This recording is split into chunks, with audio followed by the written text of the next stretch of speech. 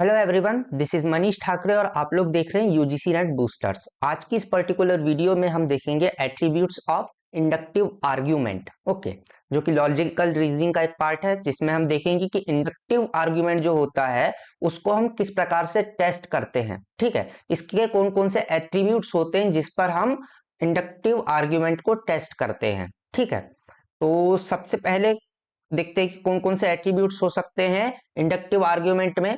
Inductive arguments में दो attributes होते हैं। कौन कौन से होते हैं? स्ट्रेंथ और कॉन्जेंसी। ठीक है, तो इन दो एट्रीब्यूट्स में हम इंडक्टिव आर्ग्यूमेंट को टेस्ट करते हैं। सबसे पहले बात करते हैं स्ट्रेंथ की। तो स्ट्रेंथ क्या होता है? जब हाईली प्रोबेबिलिटी हमको देखने को मिलती है कि गिवन प्रीमाइसेस से हम अपने कंक्लूजन तक के पहुंच सकते हैं। हम इसमें स्ट्रक्चर की बात करते हैं, हम फैक्ट्स की बात नहीं करते हैं। ठीक है, तो स्ट्रक्चर फॉलो करते हुए हम पहुंच सकते हैं किसके ऊपर? हम पहुंच सकते हैं अपने कंक्लूजन तक के। तो हम इसको स्ट्रांग मानेंगे। ठीक है, इसकी स्ट्रेंथ को हम हाई मानेंगे। हम इसमें कंटेंट की बात नहीं करेंगे। A strong argument the most likely the conclusion is to be true. इसमें एक बात आपको गौर देनी है कि हम किसकी बात कर रहे हैं? Most likely to. सर्टेनिटी यहां पर हम नहीं देखते हैं, हम प्रोबेबिलिटी की बात करते हैं, और वो भी स्ट्रक्चरल प्रोबेबिलिटी की बात कर रहे हैं।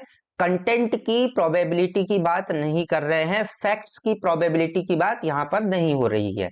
ओके, इसमें हम एग्जांपल के थ्रू समझते हैं। सबसे पहले की पॉइंट्स क्या क्या हैं इसके? की पॉइंट्स होंगे इसमें क्या कि इंडक्टिव रीजनिंग जो है does not guarantee the conclusion. Inductive argument किसी भी प्रकार की गारंटी नहीं देता है कंक्लूजन की, but a strong argument make a very likely. लेकिन यदि स्ट्रक्चर सही है, स्ट्रक्चर सही से फॉलो किया जा रहा है, तो मोस्ट लाइकली है कि हमारा कंक्लूजन सही हो। A weak argument provides little और no support for the conclusion. जो वीक आर्ग्यूमेंट रहता है वो बहुत कम सपोर्ट देता है या सपोर्ट नहीं देता है। ठीक है, आर्ग्यूमेंट को एग्जाम्पल के थ्रू समझते हैं। एक स्ट्रॉन्ग आर्ग्यूमेंट का एग्जाम्पल क्या होगा? Every swan I have ever seen is white. जितने भी स्वान आज तक मैंने देखे हैं वो सारे के सारे कैसे हैं? सफेद है। I have seen thousands of swan in different regions. मैंने बहुत सारे अलग अलग क्षेत्रों में हजारों स्वान देख चुका है। इसीलिए कंक्लूजन क्या निकलता है कि सभी स्वान्स कैसे होते हैं? व्हाइट होते हैं।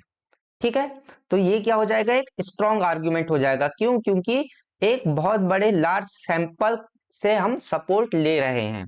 ठीक है, तो और एक वीक आर्ग्यूमेंट का क्या एग्जांपल होगा कि आई सॉ वन स्वान। मैंने एक स्वान देखा जो कि सफेद था, इसीलिए कंक्लूजन क्या निकलता है कि सभी स्वान कैसे होते हैं? व्हाइट होते हैं। तो यहां पर हमको एक वीक आर्ग्यूमेंट देखने को मिल रहा है। क्यों? क्योंकि हमारा सैंपल साइज कितना है? सिर्फ 1 का है। ठीक है, तो इस प्रकार से हम स्ट्रेंथ और वीकनेस देख सकते हैं इंडक्टिव आर्ग्यूमेंट की।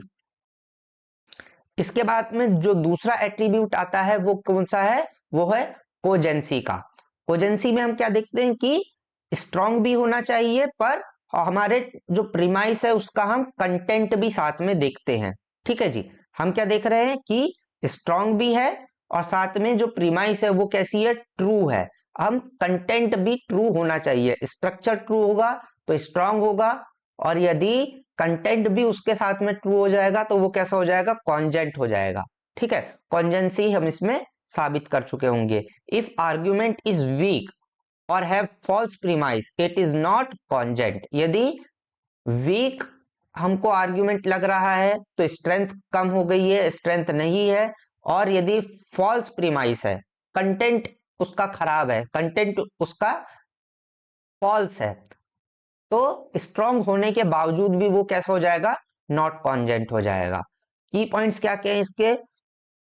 कॉन्जेंसी similar to soundness of deductive argument. ये कैसी है? सेम है डिडक्टिव आर्ग्यूमेंट के साउंड होने के जैसे, but deals with the probability. लेकिन हम कॉन्जेंसी में किसकी बात करते हैं? प्रोबेबिलिटी की बात करते हैं, नॉट सर्टेनिटी। लेकिन हम डिडक्टिव आर्ग्यूमेंट में किसकी बात करते हैं? सर्टेनिटी की बात करते हैं कि हमारे यदि प्रीमाइस ट्रू है, स्ट्रक्चर सही है, तो कंक्लूजन जो निकलेगा वो 100% ट्रू ही निकलेगा। लेकिन इंडक्टिव आर्ग्यूमेंट में वो क्या रहता है? मोस्ट प्रोबेब होता है। जैसे ही हमको न्यू एविडेंस मिलते हैं हमारा कंक्लूजन चेंज हो जाता है। ठीक है। A cogent argument strongly support a conclusion. एक कॉन्जेंट आर्ग्यूमेंट क्या करेगा? स्ट्रांगली सपोर्ट करेगा आपके कंक्लूजन को and is based on factual premise. और जो ये किसके ऊपर बेस होगा? फैक्चुअल प्रीमाइस के ऊपर बेस होगा, केवल और केवल आपके स्ट्रक्चर के ऊपर बेस नहीं होगा। ठीक है। तो आई होप कि आप इसको समझ गए हो। एग्जाम्पल के थ्रू हम देख लेते हैं। Example of an strong cogent inductive argument. Most dogs have furs. बहुत सारे डॉग्स के क्या होते हैं? फर्स होते हैं, मतलब कि जो उनके बाल होते हैं। ठीक है जी। My neighbour has a dog. ये भी ट्रू है कि फर होते हैं डॉग्स के, और ये भी ट्रू है कि मेरे पड़ोसी के पास में एक कुत्ता है। तो कंक्लूजन क्या निकल जाएगा कि डॉग के क्या होंगे? जो नेबर का डॉग है उसके भी फर होंगे। तो ये क्या है? स्ट्रॉन्ग आर्ग्यूमेंट है क्योंकि स्ट्रक्चर सही तरीके से फॉलो हो रहा है और ट्रू प्रीमाइस भी है, इसलिए ये क्या हो जाएगा? कॉन्जेंट हो जाएगा। ठीक है।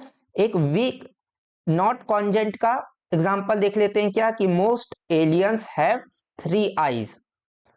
बहुत सारे, लगभग सभी एलियंस की 3 आंख होती है।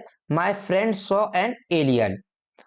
मेरे दोस्त ने एक एलियन देखा, इसीलिए प्रोबेबिलिटी है कि उसकी भी 3 आंखें रही होगी। यदि हम स्ट्रक्चर के तौर पर देखेंगे तो ये स्ट्रॉन्ग आर्ग्यूमेंट है। ठीक है। स्ट्रक्चर सही तरीके से फॉलो हो रहा है, लेकिन फैक्चुअली ये क्या है? गलत है। पहली बात तो कि एलियंस की 3 आंख अभी तक के हमारे पास में कोई एविडेंस नहीं है, इसलिए ये फॉल्स होगा। और दूसरी बात कि मेरा दोस्त ने एलियन देखा, ये अनवेरिफाइड है, किसी प्रकार का इसमें वेरिफिकेशन नहीं है, उसके पास में कोई फोटो क्लिक की हुई नहीं है। ठीक है। वरना मोस्ट प्रोबेबली हम फोटो में देख लेते कितनी आंख है। ठीक है जी। तो इसीलिए ये जो आर्ग्यूमेंट होगा वो क्या होगा? ये नॉट कॉन्जेंट होगा। ठीक है जी। तो स्ट्रॉन्ग जो हमारा इंडक्टिव आर्ग्यूमेंट होता है, स्ट्रेंथ जिसमें रहती है वो क्या करता है? फॉलो करता है पैटर्न को, बट नॉट द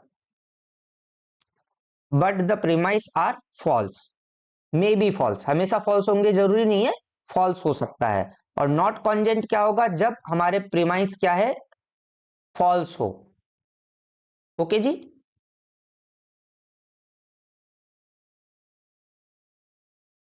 क्विक हम समरी ले लेते हैं दोनों चीजों की। सबसे पहले डेफिनेशन स्ट्रेंथ की क्या है? Measures how likely the conclusion is based on the premise. Most likely to हम देखते हैं कि भाई हमारा स्ट्रक्चर सही से फॉलो हो रहा है, तो हमारा मोस्ट लाइकली प्रोबेबिलिटी है कि हमारा कंक्लूजन कैसा होगा? सही होगा। और कॉन्जेंसी की क्या डेफिनेशन होगी? कॉन्जेंसी की डेफिनेशन है कि an argument is cogent if the strength strong and has the true premise. वो कैसा होना चाहिए? स्ट्रॉन्ग भी होना चाहिए, और साथ में उसके प्रीमाइस कैसे होने चाहिए?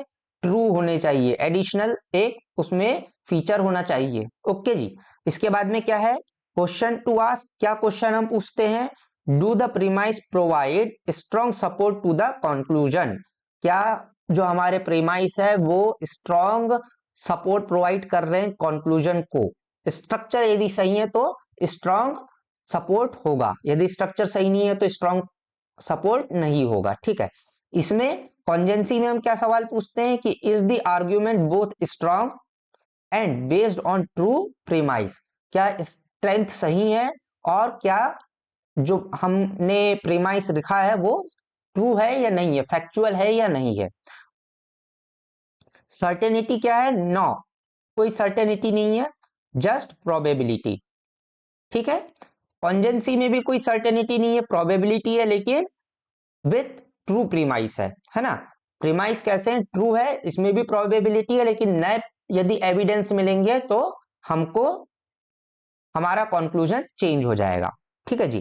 प्रोबेब फॉर फॉल्स प्रीमाइस, यहाँ पे प्रोबेबिलिटी है कि हमारे प्रीमाइस फॉल्स हो, स्ट्रक्चर फॉलो हो रहा है लेकिन हमारे प्रीमाइस फॉल्स हो सकते हैं, लेकिन यदि वो कॉन्जेंट है तो प्रीमाइस हमेशा कैसे होंगे, ट्रू होंगे। ठीक है, जैसे कि स्ट्रांग होने के एग्जांपल्स क्या हैं, एग्जांपल्स होंगे कि most UFOs comes from the Mars, बहुत सारे यूएफओस जो है वो मार्स से आते हैं। I have saw a UFO, मैंने एक यूएफओ देखा है, देयरफॉर वो मार्स से आया होगा। ये क्या है, स्ट्रांग है। हम फैक्ट्स में नहीं जा रहे हैं, लेकिन यदि हम दोनों प्रीमाइस को फॉलो करें तो हमारा कंक्लूजन कैसा होगा, स्ट्रांग होगा, लेकिन फैक्चुअली कैसा होगा, इनकरेक्ट होगा, क्योंकि हमारे पास में कोई एविडेंस नहीं कि यूएफओज होते हैं नहीं होते हैं, कोई ट्रू हमारे पास में अभी तक के एविडेंस नहीं है। ठीक है जी। वही हम कॉन्जेंट की बात करते हैं, कॉन्जेंट में क्या आएगा,